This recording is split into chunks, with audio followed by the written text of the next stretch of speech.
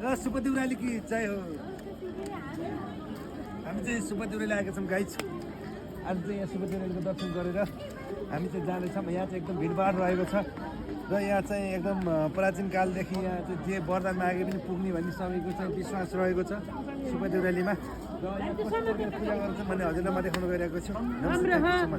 सुपा देउराली दर्शन गर्न आएका छौँ हैन। सुपा देउराली कस्तो लाग्छ तपाईँलाई? एकदम राम्रो, अहिले त धेरै विकास भएको छ पहिले भन्दा हैन। राम्रो, एकदम राम्रो छ। र यताको भ्यू पनि यो भ्यू पनि एकदम राम्रो रहेको छ, देख्न सक्नुहुन्छ यहाँ हैन।